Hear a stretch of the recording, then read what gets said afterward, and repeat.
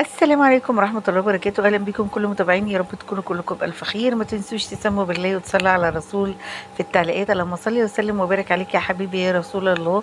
هنعمل النهاردة كده حاجة حلوة وخفيفة ومش هتكلفك أي حاجة. معايا كوبايتين من اللبن، حطيت عليهم كوبايتين معلقتين من النشا، معلقتين من الدقيق والسكر على حسب ما انت حابة. هقلب كل المكونات دي في بعضها. على فكرة بنحط اللبن ساقع ونقلب الأول تقلبتين، بعد كده بنولع النور. اول ما يبتدي يدخل معايا كده على طول بحط على طول الفانيليا واطفي عليه كده. اول طبقة خلصت معايا.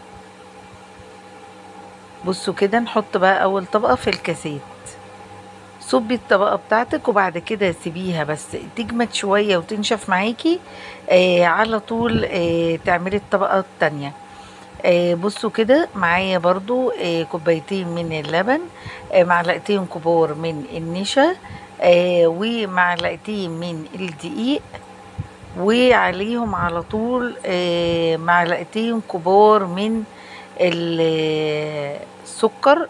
ممكن تزودي السكر حسب ما انت عايزة او تقلليه زي ما انت حابة، مفيش مشكلة. هنحط ايه كمان؟ هنحط معلقتين كبار من الكاكاو الخام، وتقلبيها كويس جدا. ده هنا كنت بحط الدقيق لان اللي حطيتهم قبل كده كان نشا.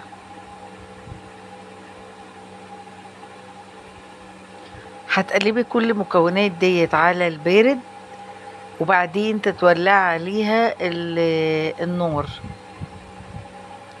لحد ما القوام يتخن معاكي ويديكي كده قوام المهلبية.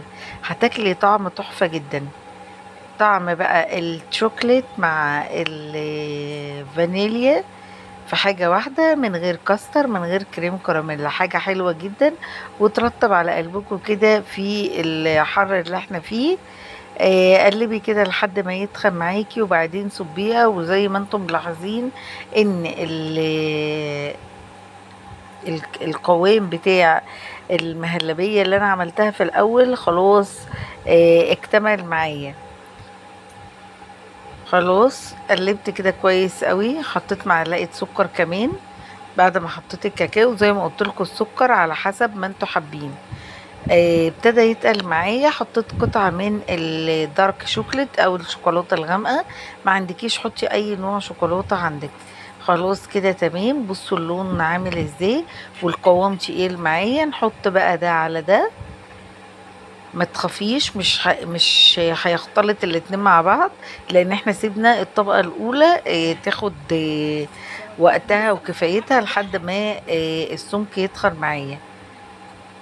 بصوا كده ما شاء الله تحفة. بصوا شكل الكاسات عامل ازاي.